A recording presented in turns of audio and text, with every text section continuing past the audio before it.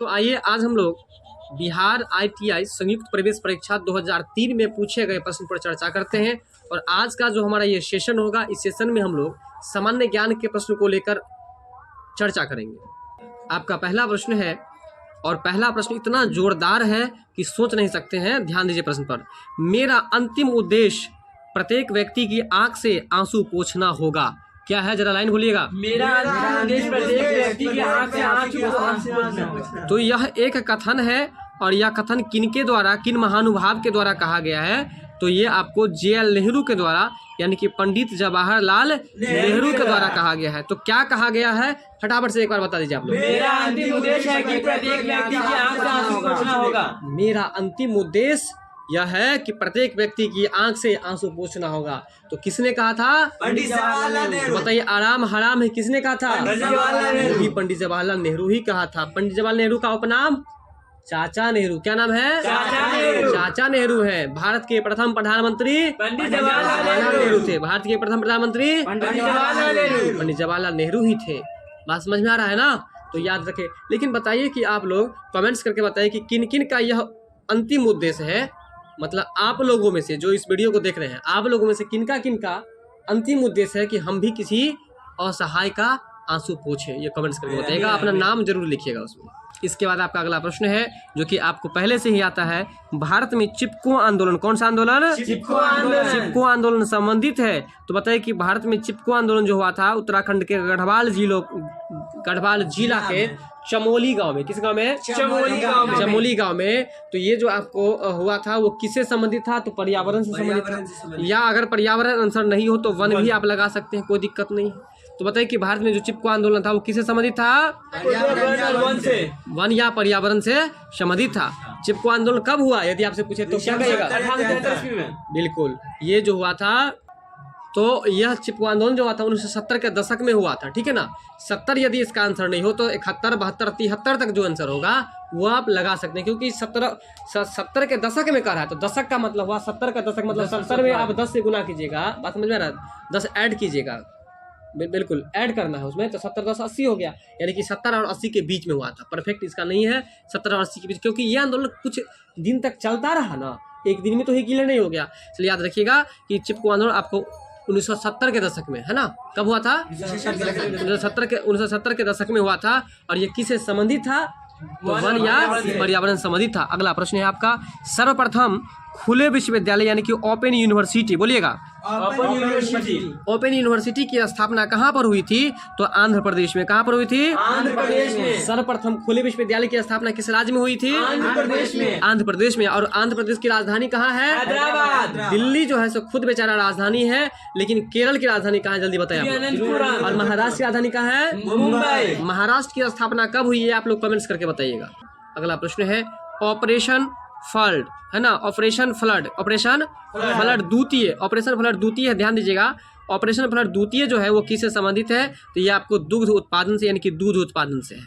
यहाँ जो आप दुग्ध देख रहे हैं, बताइए तत्सम है कि तद्भव है? ये तत्सम है। अगर दूध की बात करें तो ये आपको हो जाएगा तद्भव हो जाएगा, लेकिन दुग्ध जो है ये आपको तत्सम है। हिंदी में चले गए थे, थोड़ा सा याद रखिएगा आप लोग, ठीक है? तो ऑपरेशन फ्लड द्वितीय किससे संबंधित है? दुग्ध उत्पादन से। इसके बाद है मुखौटा। क्या है? मुखौटा। मुखौटा नृत्य का संबंध जो है वो किस नृत्य शैली से है? तो मुखौटा नृत्य का संबंध आपको कथकली से। किस नृत्य से है? कथकली से। मुखौटा नृत्य का संबंध किससे है? कथकली से। कथकली जो नृत्य है वो किस राज्य में किया जाता है? केरल में। कहाँ पर? केरल में। अगला प्रश्न है कि शेरशाह सूरी का मकबरा कहाँ पर स्थित है? बताइए, शेरशाह सूरी का मकबरा कहाँ पर स्थित है? सासाराम में। शेरशाह सूरी का मकबरा कहाँ पर स्थित है? सासाराम में। अब आपका अगला प्रश्न है मोहम्मद बिन कासिम, जो कि आप पहले से परिचित हैं इनसे। मोहम्मद बिन कासिम कौन थे? तो यह जो है आपको पता है कि अपने भारत पर सबसे पहले आक्रमण करने के लिए यही आया था। 712 ईस्वी में आया था ये, जो कि अरब से आया था। किस देश से आया था? अरब वासी था, इसलिए याद रखिएगा अरब निवासी इसका आंसर हो जाएगा। बताइए कि मोहम्मद बिन कासिम कौन था? अरब निवासी। अरब निवासी था। 712 में आया था। कब आया था? 712 में। कहाँ पर आक्रमण करने के लिए आया था? भारत में। किस जगह पर? सिंध प्रांत पर। किस पर? सिंध प्रांत पर। अगला प्रश्न है कि किस मुस्लिम शासक ने मूल नियंत्रण, कौन सा नियंत्रण? मूल नियंत्रण। मूल्य नियंत्रण लागू किया था? तो अलाउद्दीन खिलजी है ना। किस मुस्लिम शासक ने मूल्य नियंत्रण प्रणाली लागू किया था? अलाउद्दीन खिलजी ने। बिल्कुल। तो आप लोग प्रश्न ये बताइएगा कि घोड़ा दागने की प्रथा किसने चलाया था? ये कमेंट करके बताइएगा। एक बार पुनः प्रश्न को सुन लीजिए कि घोड़ा दागने की प्रथा किसने चलाया था।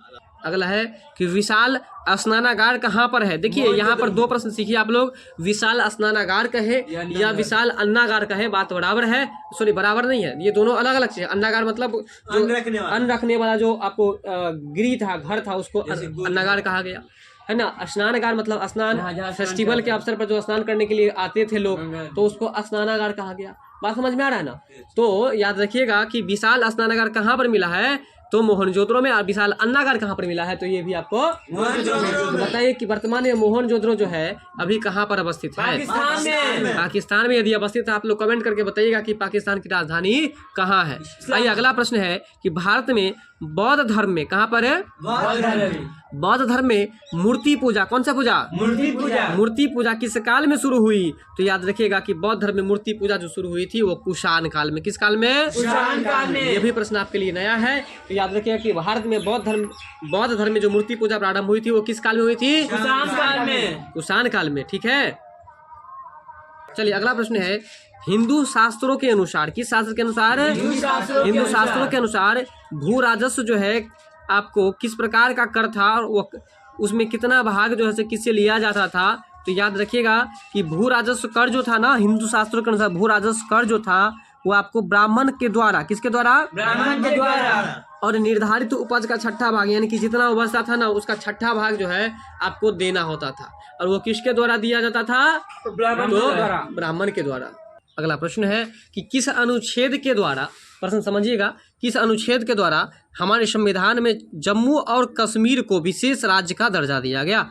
किस अनुच्छेद के द्वारा जम्मू और कश्मीर को विशेष राज्य का दर्जा दिया गया? तो याद रखिएगा अनुच्छेद 370। अनुच्छेद 370। तो बताइए किस अनुच्छेद के द्वारा हमारे संविधान में जम्मू और कश्मीर को विशेष दर्जा दिया गया है? तो अनुच्छेद 370। अनुच्छेद 370 है। इसके बाद आपका अगला प्रश्न है एक जनजाति की पहचान एवं अन्य प्रकार के समूहों से उसके अंतर का आधार निम्नलिखित में से क्या है?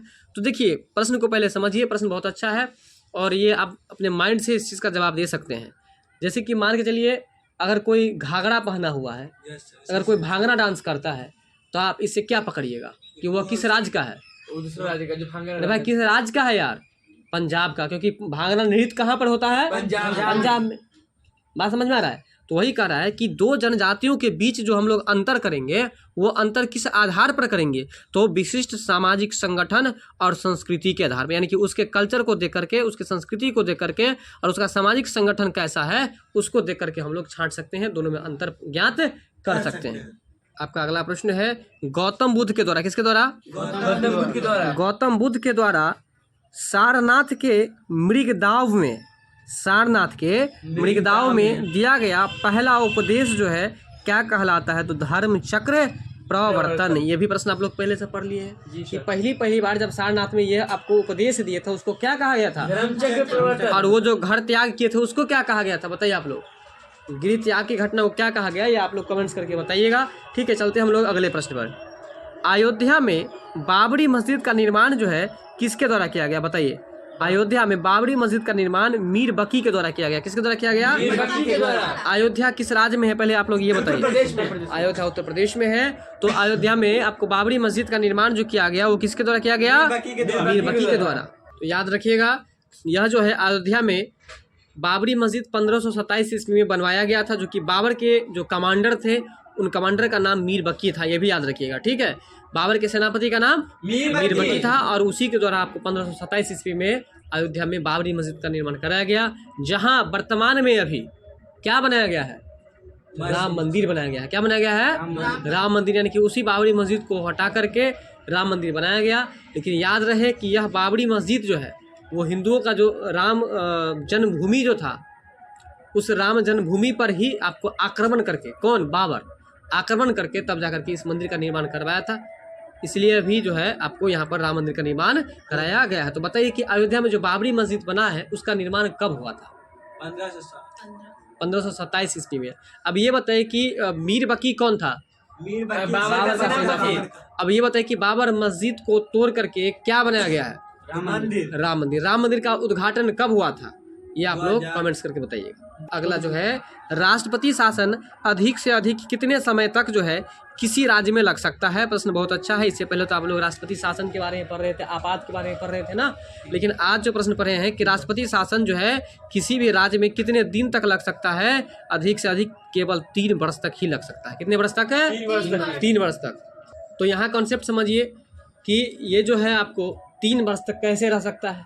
जैसे अगर मान के चलिए कि कभी 6 महीना के लिए लग गया, फिर हो सकता है तो अगर ज़रूरत पड़ेगा तो 6 महीना से और बढ़ा भी दिया जा सकता है, फिर बढ़ा देगा तो 6 महीना 6 महीना 6 महीना, इस तरह से हम कितने साल तक कर सकते हैं? केवल 3 साल तक ही कर सकते हैं। यानी कि राष्ट्रपति शासन जो है मात्र 3 वर्ष तक ही अधिकतम हो सकता है, लागू हो सकता है। बात समझ में? राष्ट्रपति का शासन मतलब किसी क्षेत्र पर राष्ट्रपति के द्वारा जो शासन की प्रक्रिया चलाई जाएगी उसको हम लोग राष्ट्रपति शासन कहेंगे। बात समझ रहे हैं कि नहीं समझ रहे हैं? अब आपका अगला प्रश्न है कि किस सदन में सभापति उस सदन का सदस्य नहीं होता है ना? कौन सा सदन है जिसमें सभापति उस सदन का सदस्य नहीं होता? तो राज्यसभा। यानी कि राज्यसभा में जो सभापति होते हैं वो आपको राज्यसभा का सदस्य नहीं होता। याद रखिएगा, किस सदन में सभापति उस सदन का सदस्य नहीं होता है? तो राज्यसभा में। और राज्यसभा कैसा सदन है? अस्थायी सदन है। कैसा सदन है?